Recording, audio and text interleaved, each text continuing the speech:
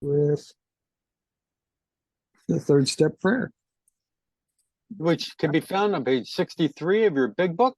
Hope everybody's got a big book, a highlighter, and an open mind.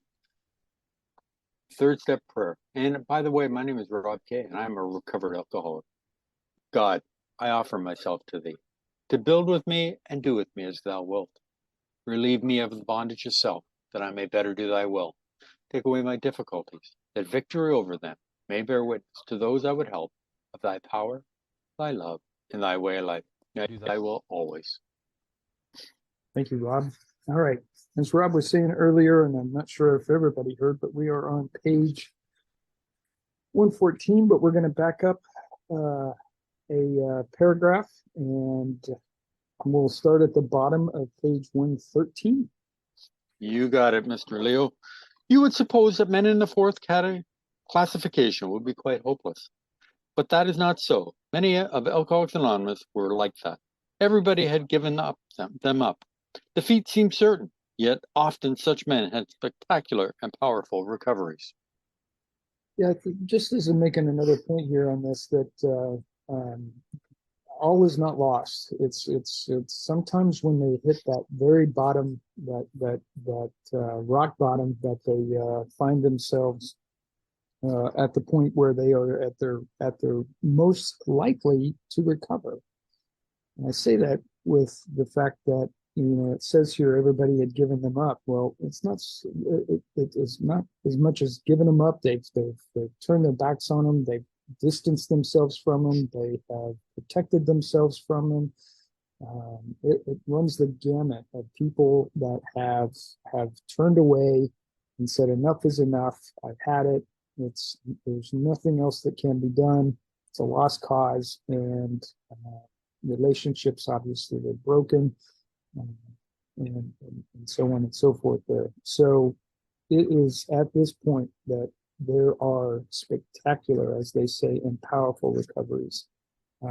We've seen it time and again, especially given that Bill and Dr. Bob were pretty far gone, I would say, and in that they've been to their hospitals several times and finally recovered. Bob? Yeah, I just want to double back just a little bit. We're talking about the four classifications of the alcoholic that they mentioned in this book. The type 1 is a heavy drinker. Type 2, lack of control. Type 3, wants to stop but cannot. Type 4, medical problems. And the one that they don't mention is type 5, who is dead. They don't mention that. I was just in a meeting of writing the big book. Now, writing the big book is a book that they go through, Bill's writing, but they go through the GSO archives and anywhere else they can find documents that explain, why Bill was doing this and why Bill was doing that. And today they happen to be doing To the Wives. So I gleaned a little bit of more information. In page 110 to 113, which we just finished, they talk about the four types. Again, type 1, who is the heavy drinker, is positive he can handle his liquor. Type 2, which is lack of control, tells you he wants to stop. Type 3 desperately wants to stop, but can't. And then type 4 has given up all hope of ever quitting. He is the one who drinks on the way home from the hospital. So I just wanted to bring those out so that, because we're talking about that, and so just we go back a little bit to stay so that it's fresh in our mind. There are exceptions. We're at the top of page 114, everybody. There are exceptions. Some men have been so impaired by alcohol that they cannot stop. Sometimes there are cases where alcoholism is complicated by other disorders. A good doctor or psychiatrist can tell you whether these complications are serious. In any event, try to have your husband read this book. His reaction may be one of enthusiasm. If he is already committed to an institution, but can convince you and your doctor that he means business, give him a chance to try our method. Unless the doctor thinks his mental condition too abnormal or dangerous, we make this recommendation with some confidence. For years, we have been working with alcoholics committed to institutions. Since this book was first published, AA has released thousands of alcoholics from asylums and hospitals of every kind. The majority have never returned. The power of God goes deep. Yeah, and if you remember back in the 30s, that was where they actually sought out the worst of the worst, the ones that had the most need and were at the most at the very bottom. And so, uh, a lot of the success in the beginning was exactly this: the ones that were committed to asylums and hospitals and were essentially given up on. One of the things that they do talk about here is that other disorders that may complicate the chance for recovery, and that certainly isn't something we decide. It's something that they're asking for professional advice and opinion from either a doctor or psychiatrist to give you that information, because there may be other underlying ailments that cause this to be well, more difficult at the very least to actually accomplish. But it's something to think about. Obviously, if somebody is being violent and is not in their right mind, I would say it's probably not a good case for you to take on with regard to trying to get them to recover, because obviously there's other things that they have to deal with as well. So, but there is a good chance that some of these folks at their rock bottom, and I mean the very bottom, that they can in fact find themselves finally enough is enough, and it's time to pick themselves up and start climbing out of the hole that they've dug so deep for themselves. Rod? Yeah, here's a promise. The power of God goes deep. So I just want to skip over to page 50 for a second. Okay. And in the middle of the page, on one proposition, however, these men and women are strikingly agreed. Every one of them has gained access to and believes in a power greater than himself. This power has in each case accomplished the miraculous, the humanly impossible. As the celebrated American statesman put it, let's look at the record. That statesman was Al Smith, but we won't go into him. But, and that's what it's all about, is that we find this power. Now, it's also talking about here that other people have other problems and that they need psychiatrists or doctors to deal with them. And remember, if they need other help, that's what the good doctors are here for. Okay, a lot of people come in with depression, and other issues. Go see a doctor. These men have given their lives to help us, so let them. You may have the reverse situation on your hands. Perhaps you have a husband who is at large, but who should be committed. Some men cannot or will not get over alcoholism. When they become too dangerous, we think the kind thing is to lock them up. But of course, a good doctor should always be consulted. The wives and children of such men suffer horribly, but not more than the men themselves. Yeah, it's obviously you've got a belligerent denier, somebody that is not going to go peacefully, and is showing signs of violence and resistance. That is something that you want to be aware of. And yes, the wives and children suffer horribly because they want so badly for their father or husband to be normal and recovered, but obviously alcohol has got them clamped up, and it's not a good thing. So, Rob? Yeah, I know Leo touched on something before, is that, Bill would go to Towns Hospital and pick out the worst drunks that were in there to try to help sober them up. Now, he was getting this information from Dr. Silkworth. Dr. Silkworth would find somebody that he would think that the spiritual solution would work with.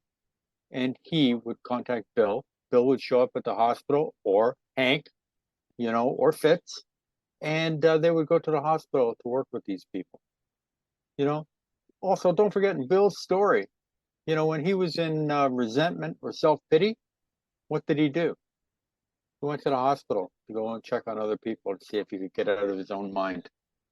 So we're at near the bottom of page 114. But sometimes you must start life anew. We know women who have done it. If such women adopt a spiritual way of life, the road will be smoother. If your husband is a drinker, you probably worry over what other people are thinking, and you hate to meet your friends. You draw more and more into yourself, and you think everyone is talking about conditions at your home. You avoid the subject of drinking, even with your own parents. You do not know what to tell the children. When your husband is bad, you become a trembling recluse, wishing the telephone had never been invented. Yeah, it's really tough. This is one of those, isolation, withdrawal, and trying to hide the fact that you've got this ugly problem that is part of the family. You second guess a lot of things. Did you marry the right or wrong person? Are the children safe? And do you not want to let other people know of what's going on and the problems that come with it? Um, and you withdraw. It's a classic case of withdrawal. And bottom line is, it's just it's bad. It's bad. Right? Yeah, but sometimes you have to start life anew. Yep. We know women who have done it. If such women adopt the spiritual way of life, the road will be much smoother, which is a promise right there. Except the spiritual life. Okay, we're on page 115, everybody. We find that most of this embarrassment is unnecessary. Well, you need not discuss your husband at length. You can quietly let your friends know the nature of his illness. But you must be on guard not to embarrass or harm your husband. When you have carefully explained to such people that he is a sick person, you have created a new atmosphere. Barriers which have sprung up between you and your friends will disappear with the growth of sympathetic understanding. You will no longer be self conscious or feel that you must apologize as though your husband were a weak character. It may be anything but that. Your new courage, good nature, and lack of self consciousness will do wonders for you socially. This is one path that you could end up going, and I know that the hardest part is probably admitting to another person that there is a problem with either the husband or the wife, spouse, which partner, etc.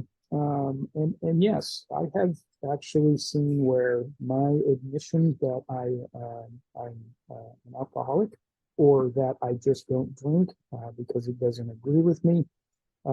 Just statements like that seem to put people at ease with regard to why I'm not drinking essentially with them. All right.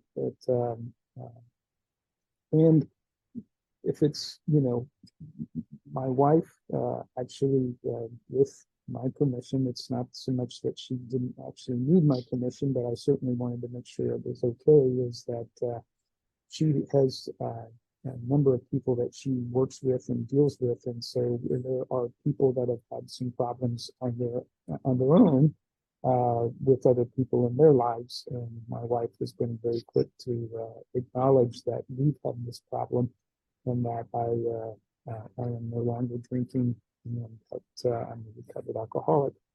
But what's nice about it is that she's comfortable enough to talk about it. It does break down barriers. It doesn't feel so much like there's this hiding of a secret or this bad thing that's going on. And I would just say that neither her nor I needs to feel like that we have to apologize for anything. And at this point, there isn't anything to apologize for because I've recovered. I'm not, if I stumble and make a comment that is off color or something like that, that's not because of the alcohol. It's just me being, um, unwise, and um, part of the human condition and just making a mistake. But it's certainly apologize for that. I don't feel like I have a weak character because I don't drink anymore. I just don't drink anymore, and I'm fine with that, as well as I know a number of you are as well, in regards to yourselves, and that's the good thing.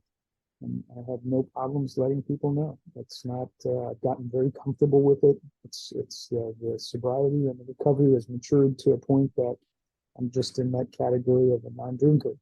There are a lot of people out there that just don't drink, and I'm a part of that. I got there in a different way, but I am a part of that. Rob? Thank God you got it, Leo. Yeah, thanks. I just wonder what the tone and the context of this Two Wives would be if Anne or Lois had written it. Now, and that's one of the things that get me is that, Bill wrote this chapter. We all know it. Okay. In Dr. Bob and the Good Old Timers book, it was said that Bill offered Anne, Dr. Bob's wife, to write this chapter. Okay, then in writing the big book, they say, no, Bill never offered it to Anne. He did offer Anne to write a story at the back of the book, but not Two Wives. And Lois was quite upset that she wasn't given the opportunity to write this because she is the wife who dealt with all this. So it would be interesting to know if she had written it and Bill had dismissed it. That would be one thing. At least we could find that and read it, see what the difference would be. Because I think it would be quite different. I don't think the patience would be there. But then again, you know what? She stayed with him all through his alcoholism. So she must have been a saint to put up with all of Bill's antics. So, oh well. And what Bill is doing here is he's talked about pride, which was on page 114 at the bottom. Okay, we just read about friends. Okay, now we're going to talk about children. The same principle applies in dealing with the children. Unless they actually need protection from their father, it is best not to take sides in any argument he has with them while drinking. Use your energies to promote a better understanding all around. Then that terrible tension which grips the home of every problem drinker will be lessened. Yeah, and we're going to get started here talking about the children, not taking sides. It's obviously you don't want to pit the kids against their father or mother, and at this point you want to try to stay as neutral as possible. But depending on their age, kids are receptive, they're smart, and if they're older and can understand better, it's just like you would explain it to somebody else. Just sit down and explain to what it is that's going on with the alcoholic, and they get it. If they're younger, it's just you just have to just temper it with something age appropriate, and I guess sometimes that's easier said than done, but nonetheless, the idea is to get them to understand that this is a disease, it's an ailment, it is something that is afflicting the individual, and that you're working towards a solution. Unfortunately, it's going to take a while, and there may be some ups and downs, because of it. Right? And now we're going to go to the employer. Frequently, you have felt obliged to tell your husband's employer and his friends that he was sick, when as a matter of fact, he was tight. Avoid answering these inquiries as much as you can. Whenever possible, let your husband explain.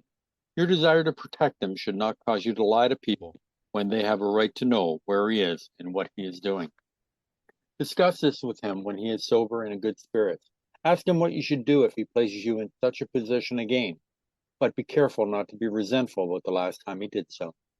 Well, putting the person, that is afflicted on the spot, in the sense of having to explain this to an employer, obviously they're just trying to get it so that you're not enabling the alcoholic by covering for him or her, and And I think that's important. I think that, certainly the individual has to feel some level of responsibility. They have to feel some of the impact that is happening because they're either going to be late for work or they're going to miss a day of work because of being hungover or still drunk. And but at the same time, this don't let the resentment creep in, and because that's just going to start causing problems again between the two of you.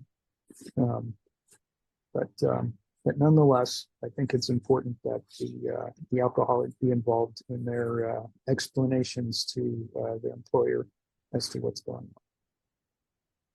on. Yeah, I love how it does, be careful not to be resentful about the last time you did so. Try not to be resentful at your husband or your wife for putting you in a position where you have to lie all the time. Don't be resentful. Okay. We have tools to deal with that now. We have as alcoholics. Do these poor spouses have that tool? We have the sick man prayer. This is a sick man. How can I best be helpful to them? Okay. So that's how we deal with resentment. Okay. How do they deal with resentment? Page 116, everybody. There is another paralyzing fear. You may be afraid your husband will lose his position. You are thinking of the disgrace and hard times which would befall you and the children. This experience may come to you, or you may already have had it several times. Should it happen again, regard it in a different light. Maybe it will prove a blessing. It may convince your husband he wants to stop drinking forever. And now you know that he can stop if he will. Time after time, this apparent calamity has been a boon to us, for it opened up a path which led to the discovery of God. Yeah, the idea here is that they've lost something, and when they've lost something big, especially the ability to revenue coming into the home and being able to pay bills and do groceries, etc. When there's a major blow like that, it sometimes is enough to put the person into a frame of mind that they are willing to, they're now at the point that they are willing and ready to go down the path of recovery. And that's really what they want to talk about here, is that this may end up being a blessing because it may be that wake-up call that we're looking for that's going to finally sink in and make a difference. And before I give it back over to Rob for a couple of seconds here, I do want to say that I started highlighting time after time is where I started highlighting, and I highlight all the way over to 117. The next few paragraphs are pretty pivotal and ones that we want to really focus on. But Rob? Yeah, it says here, time after time, this apparent calamity has been a boon to us, for it opened up a path which led to discovery of God. Let's go to page 25 for a second.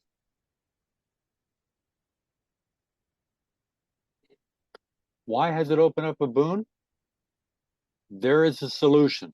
Almost none of us like the self-searching, the leveling of our pride, the confession of shortcomings which led to the process required for its successful consummation. But we saw that it really worked in others, and we had come to believe in the hopelessness and futility of life as we had been living it. When therefore we were approached by those in whom the problem had been solved, there was nothing left for us but to pick up the simple kit of spiritual tools laid at our feet. There is a solution. So, page 116, everybody. We have elsewhere remarked how much better life is when lived on a spiritual plane. If God can solve the age-old riddle of alcoholism, he can solve your problems too. We wise found that, like everybody else, we were afflicted with pride, self-pity, vanity, and all the things which go to make up the self-centered person. And we were not above selfishness or dishonesty. As our husbands began to apply spiritual principles in their lives, we began to see the desirability of doing so too. Yeah, so we're moving into some success here. Recovery is apparent, and a spiritual life, a spiritual plane is certainly the path that they're going down, and that in and of itself is giving you the power that you need in order to not only overcome the drinking problem and recover, but also apply it to other areas of your life. And what we're basically seeing now is that if the alcoholic is beginning to live their life under spiritual principles, then perhaps the other person can as well, and then that would just permeate through the family, and the rest of the family could come along and start to see some of the other successes that come with living a spiritual life. Rob? At first, some of us did not believe we needed this help. We thought on the whole we were pretty good women, capable of being nicer if our husband stopped drinking. But it was a silly idea that we were too good to need God. Now we try to put spiritual principles to work in every department of our lives. When we do that, we find it solved our problems too. The ensuing lack of fear, worry, and hurt feelings is a wonderful thing. We urge you to try our program, for nothing will be so helpful to your husband as to radically change attitude towards him, which God will show you how to have. Go along with your husband if you possibly can. Yeah, and again, we're transitioning through. The alcoholic has found a higher power and is using that strength now to recover and start to live their life under those principles. And if that works for them, then at the same time, perhaps you could follow along. You know, it's not without saying and going that my wife, followed along with me. And I mean, in one instance, I would say that she just decided to stop drinking on behalf of me, and did it like that, without any issues or any challenges or anything. But that support is where I'm kind of going with, and that is that there is some strength that I gained because of the fact that I wasn't faced with a person in my life that was, decided to keep drinking normally, but keep drinking nonetheless, and tempt me, especially in the early stages of my recovery, and it has just continued on. So it's not unlike that to say, also from a spiritual standpoint, you hold on to that higher power, and if you see the success that the alcoholic is having with it, then you embracing that higher power, you can find that it can be beneficial to you as well. And that's what Bill is trying to show here is that it not only is successful for the alcoholic, but can be for the entire family. And in doing so, you benefit the alcoholic even more so, but the family also reaps the benefit from everyone being on a spiritual plane. Yeah, I love here. We urge you to try our program, for nothing will be so helpful to your husband as to radically change attitude towards him, which God will show you how to have. Remember in the big book, it talked about casting old ideas to the side. New ideas, thoughts, and emotions now take over. Okay? And it's the idea, Al-Anon was created on this whole idea of, letting your husband do what he's going to do, detach, they're going to do what they're going to do. You have no control over it. No control over it. Remember, we were selfish and self-centered, so we had to come up with a change in the way we looked at things. We thought we were God. Well, we realized we're not God. Now we're doing what God wants us to do.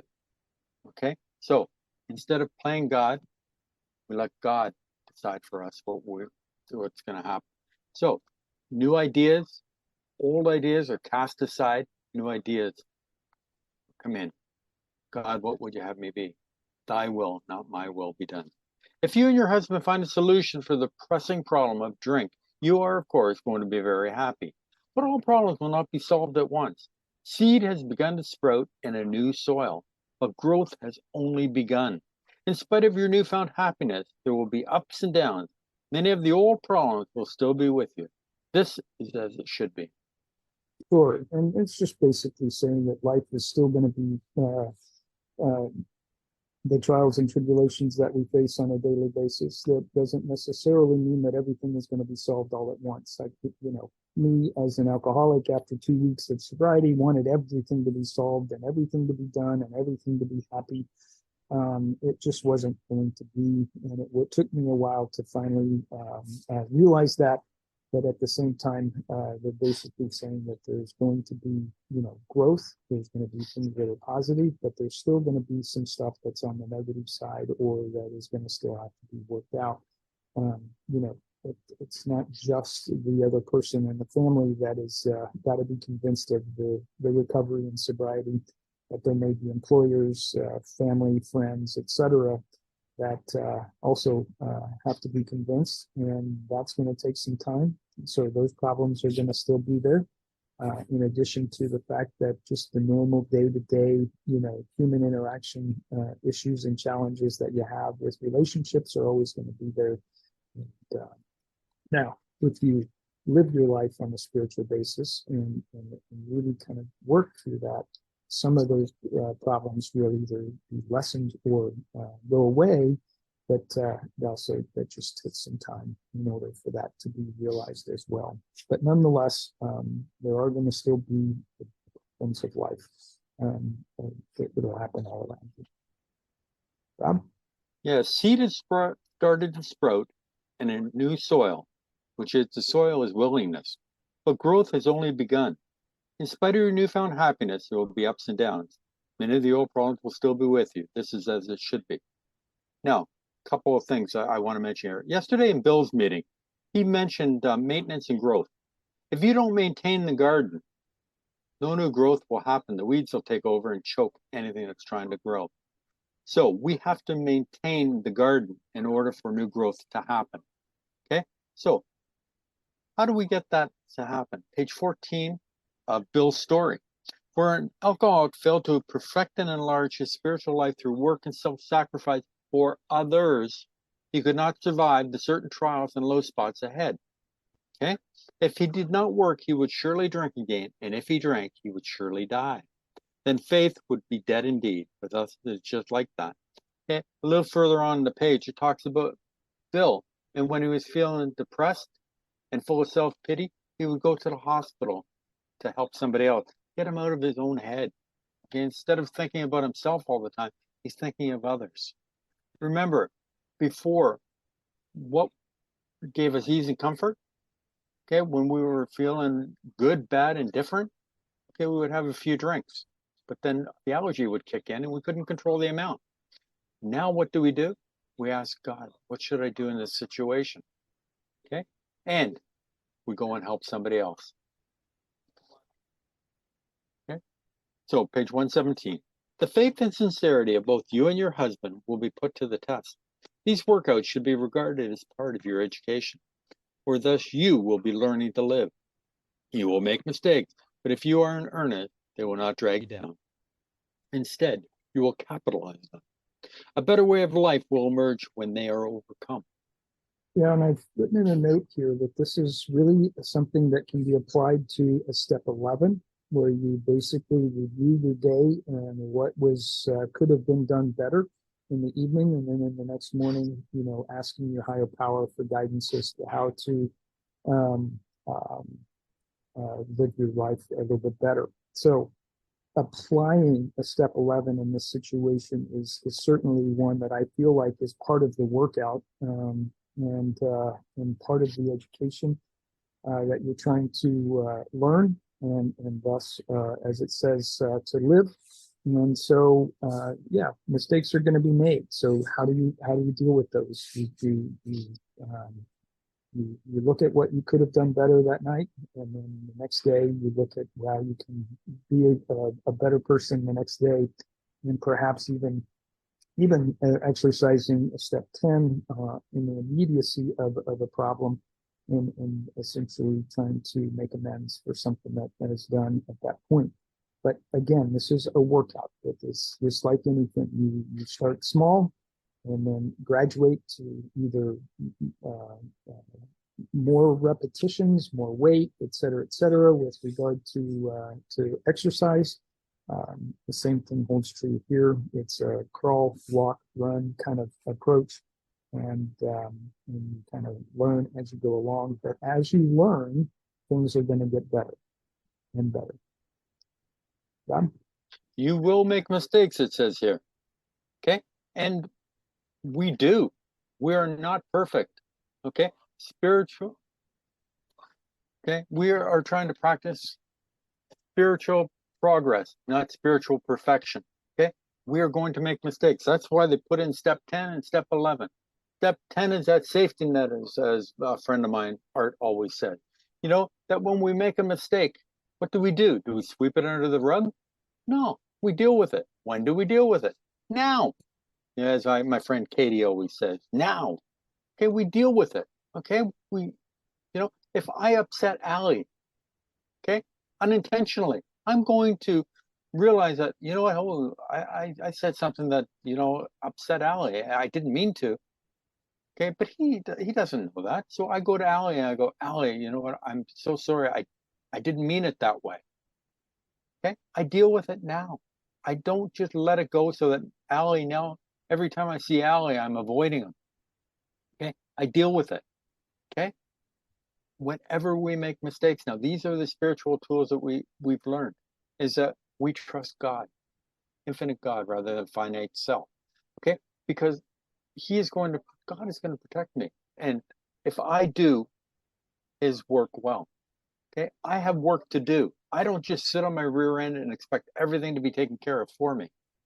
I have work to do. We have a power line that comes into the house, but if I don't get up off my chair and flick the light switch, the lights are not going to come on. I have work to do. God's work. Okay, page 117, everybody. Some of the snags you will encounter are irritation, hurt feelings, and resentments. Your husband will sometimes be unreasonable, and you will want to criticize.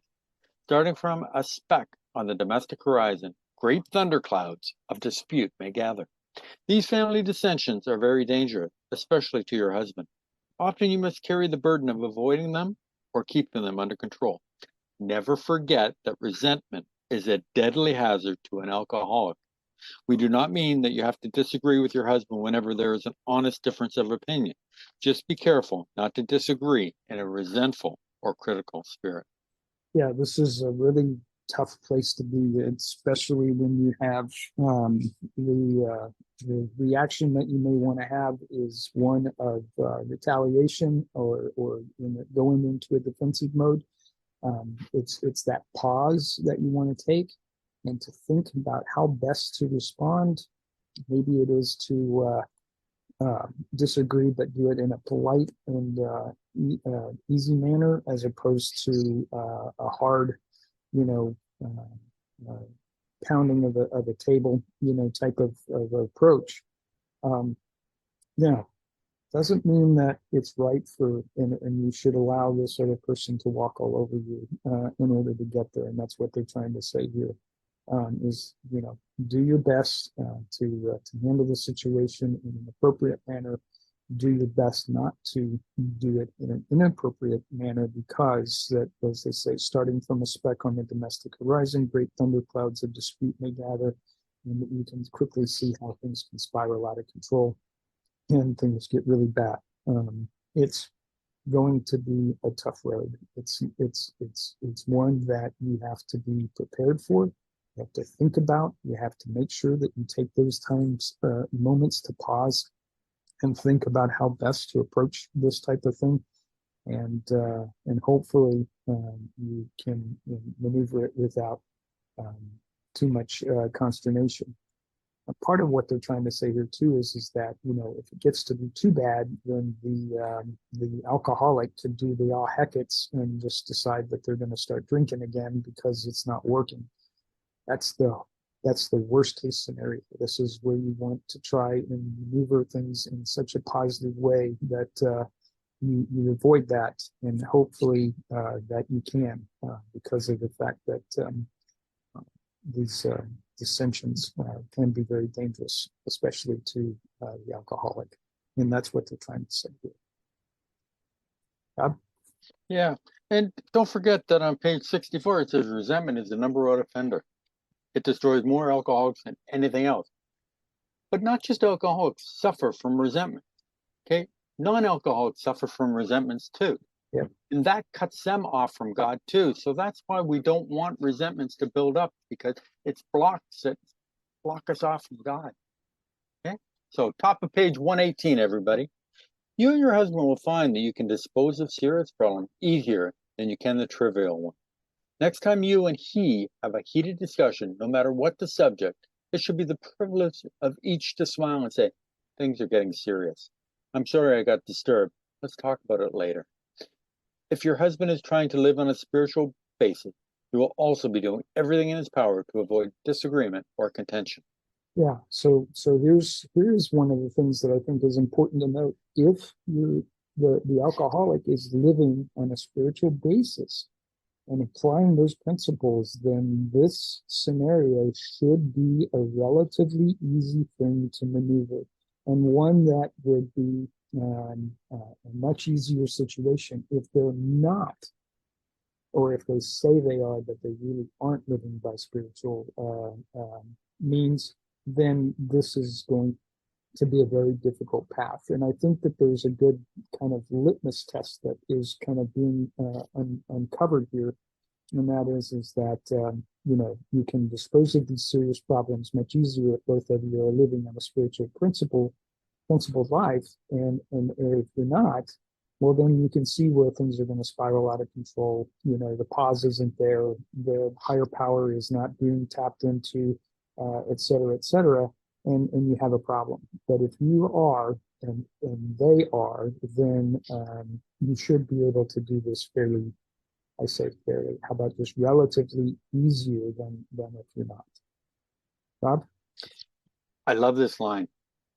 This is getting serious. I'm sorry I got disturbed. Let's talk about it later. Now, this is something that has to be talked about before it gets to this point. You and your spouse have to sit down, or your significant other have to be able to have sat down beforehand and said, you know what, if something, if we start talking and, either one of us get disturbed or gets to the point where they're getting really frustrated, we have the ability to pause and to come back to this later on, so we can cool off, because we don't want to say or do anything to upset the other person, where we'll have to make an amends later on. Okay, this is a two-way street. It's good for the goose and it's good for the gander. We both have to come to this. This is the pause. This is where we say, look, let me come back to this. Okay, we pause. Pray and use step 11 as the acronym that I put into the chat. I love the pause. And I try to remind myself every morning and every night to always use it. So I try not to forget it. But in the heat of a moment, our instincts take over. Okay. So, and this is what we're trying not to do. We're not trying to let our instincts take over, but we are God conscious. Okay. Let God take over instead of Rob. Okay? Your husband knows he owes you more than sobriety. He wants to make good, yet you must not expect too much. His ways of thinking and doing are habits of years. Patience, tolerance, understanding, and love are the watchwords. Show him these things in yourself, and they will be reflected back to you from him. Live and let live is a rule. If you both show a willingness to remedy your own defects, there will be little need to criticize each other. Yeah. What a great paragraph, and one that is should be highlighted and underlined. And that is that one, the alcoholic owes everyone more than just not drinking. This is just the not drinking is just one element of recovery, but at the same time, it's going to take time, and part of that is on the responsibility of the alcoholic, and part of it is on the responsibility of others to allow the alcoholic to actually recover and not hold up any hard feelings for forever. They may go on for months, they may go on for a few years, but over time, these should melt away. With patience, tolerance, understanding, and love are watchwords, absolutely. the more you can tap into those feelings and those emotions, the better off the entire relationship is going to be. And it's always, if you give what you want to get back, and so you get back what you give, I guess is the best way to put it.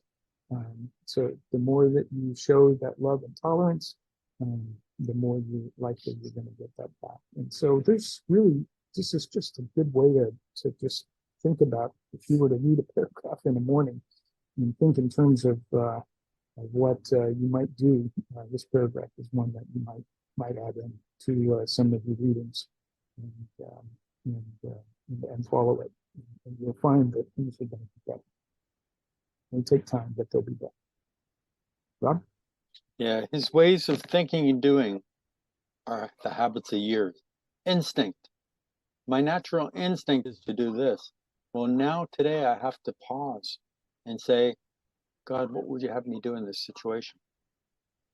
Okay, I have to actually stop, because my natural instinct is to do, lying is so much easier to do than telling the truth at times.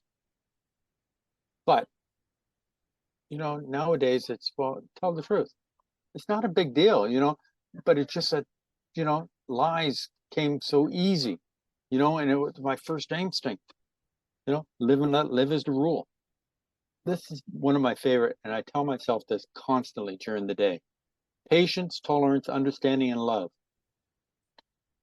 And I've added, and goodwill to all. The reason I say that is that I used to get into the car and think that every other car out on the road was out to get me, to cut me off, to get in my way, to slow me down, to do all these things. They're not. Everybody has got their own agenda, their own things going on in their life. I am not the center of the world. The world does not revolve around me. Okay? But I used to think it was. So now it's a question of, they're not out to get me. Patience, tolerance, understanding, love, and goodwill towards all. Okay? My job now is to fit myself to be of maximum service to God and the people around me. How can I best serve them? How can I bring value to other people's lives each and every day? I don't have to do big, huge things. It's a small thing, a smile, open the door for somebody, let somebody in front of me in line. Okay, yeah, I might be a minute later than I would, but you know what? It's not a big deal. It's kindness and courtesy for others, thinking of others before ourselves. These are things that we are trying to do now. Why? Because that's what God wants us to do, to help others. Okay? We don't know what other people are going through. They might be miserable and grumpy because they got a sick wife, a sick child, a sick parent. We don't know what other people are going through. So we have to give people the benefit of the doubt that they're not after me. They're going through something, okay, that I know nothing about. Okay? That's why I pause and have patience, tolerance, understanding, and love and goodwill towards all. If we can do that, the world is a better place. We women carry with us a picture of the ideal man, the sort of chap who would like our husbands to be. It is the most natural thing in the world. Once his liquor problem is solved, to feel that he will now measure up to that cherished vision. The chances are he will not, for, like yourself, he's just beginning his development. Be patient. Yeah, be patient, take some time, and realize that this isn't going to be the perfect person in any time, any short order. In fact, you probably never be the perfect person, but certainly on the path to recovery also is the path to being a better sort of chap that you would like to have as a husband, and or in other cases a wife or a partner. It is the most natural thing. Yep, we all want something that there's always something that we feel like that could improve, but at the same time you have to look at what you've got, realize that it is good. A sober and recovering alcoholic is on the path of much goodness, and it's going to take again some time, and in order to get there, you must be patient. It's really just a great way of saying just be patient. Rob? Yeah, it says right here, the last line I read was be patient. That's one thing we alcoholics are not very good at, patience. Okay, we want everything now. We want instant gratification. You know what? In this world that we live in, we have cell phones that give us, it's a computer that we get, when we are stumped, we go to the computer. Okay, how can I find this address? Okay, and we got maps to show us directly how to get there. You know, life isn't necessarily like that. Okay? Time takes time. How much how much time will it take? Well, it's not like a street, where you can say, well, it's supposed to take 15 minutes, but traffic's a little heavy, so it might take 18 minutes. You know, we have to practice these principles in all our affairs. Okay. We pray, we don't always see the results right away. Okay. So a lot of people don't want to pray because they don't see any results. Keep practicing until you can see results that are happening in your life. See, and this is the hardest thing. Time takes time. Okay? Keep on the road of happy destiny, not to happy destiny, of happy destiny. We are on that road. Enjoy the ride. Another feeling we are very likely to entertain is one of resentment. That love and loyalty could not cure our husbands of alcoholism. We do not like the thought that the contents of a book or the work of another alcoholic has accomplished in a few weeks that for which we struggled for years. At such moments, we forget that alcoholism is an illness over which we could not possibly have had any power. Your husband will be the first to say it was your devotion and care which brought him to the point where he could have a spiritual experience. Without you, he would have gone to pieces long ago. When resentful thoughts come, try to pause and count your blessings. After all, your family is reunited. Alcohol is no longer a problem, and you and your husband are working together toward an undreamed of future. Yeah. So I use this, I would say that this is, without my wife, I would have gone to pieces. I think that I would have, on my own, by myself, found myself easily able to drink alone and then constantly be there without the encouragement, sometimes the direction, if you will, to watch my drinking, stop drinking. You need to stop drinking, and just the constant reminder that I have a problem, which at first I was resentful for, but then found that it was just that she cared an awful lot and was doing it out of love and loyalty. It got me to the point that I was able to, start my path on recovery. And in doing so, with the continued support that she provided, is also one that helped as well. So, it's not so much that love and loyalty didn't get me recovered. That alone didn't do that, but it certainly did provide the path, if I could say it that way, for recovery. And then the book, as well as the Keystone Group and some of the folks that are associated with that group, were able to bluntly get me into a state of mind where I could find myself really focusing on my getting my higher power and tapping into that inner strength. And that's what it really took in order for me to get there, is to find that. And I had to have those elements as part of that. My wife and her love and loyalty, the book, as well as the folks in the Keystone Group, and there I was able to open the door to recovery and walk through it, and then all things were good, or they get better anyway. Now, it's easy to sit back and think that you are the one that has endured all of this for so many years. You're the one that has stood by them for so many years, and that you have done everything that you know to do, and it hasn't worked. And then all of a sudden, the resentment of a book and another person that's an alcoholic that can do this, you really have to be careful of that pitfall, and not get yourself mired in that resentment, because that could undermine the recovery, and you could find that the opposite being true, and the person who was trying to recover may not. Rob? Yeah, well, it is 12:57. Let's bring Mr. Bill into it, please. Hey, hi, this is Bill, alcoholic from New Jersey. Thanks a lot for the meeting today, guys. Good job here. This here chapter, 2 wives. Remember, it's 2 wives, not 4 wives. This was written by Bill, and it was not written for the wives to be able to get better. This was written to the wives so they would know how to deal with an alcoholic and help the alcoholic stay sober. Remember, the main purpose of this book, in the forward to the first edition, is to show other alcoholics precisely how we have recovered. That's the purpose of the book, to keep alcoholics sober. So sometimes he says things in here that sounds like he's picking on the wives or telling the wives they're supposed to take it and put up with all kinds of stuff. Remember, the purpose of the book is to keep an alcoholic sober, not to help a wife get better. We're not Al-Anon. We're Alcoholics Anonymous. And he talks in here about don't embarrass your husband. That's a spiritual principle. We're supposed to be considerate of other people, not inconsiderate. Whether it's the wife or the alcoholic, we're not supposed to embarrass people. If you embarrass an alcoholic, they might get drunk over that. It also talks about we're going to make mistakes. That's where we use step 10.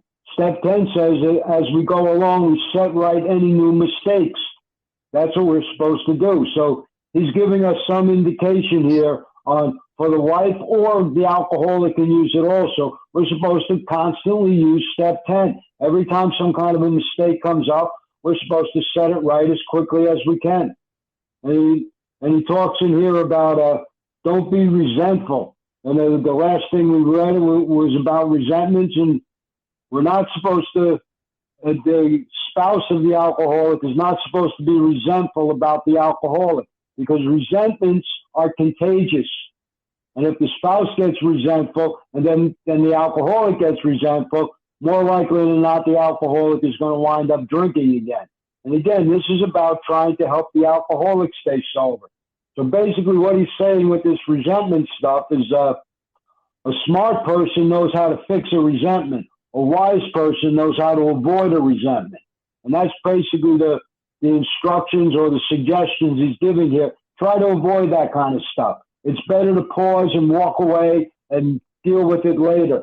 And most people don't pause because nobody wants to do that. Everybody wants to get in each other's face. But realistically, when you're dealing with an alcoholic or with a family member of an alcoholic, pause is the best thing to do. Sit back, relax, and, get up and leave. Go to the bathroom. Do something. Lock yourself in the bathroom. Say, I'll be back in 10 minutes, whatever. Give everybody time to cool off. It just works better that way. All right, that's all I got. Thanks for letting me share. Thanks, Bill. All right, Rob, let's close out with the surrender prayer. And then You got it, brother. God, grant me the serenity to accept the things I cannot change, courage to change the things I can, and wisdom to know the difference.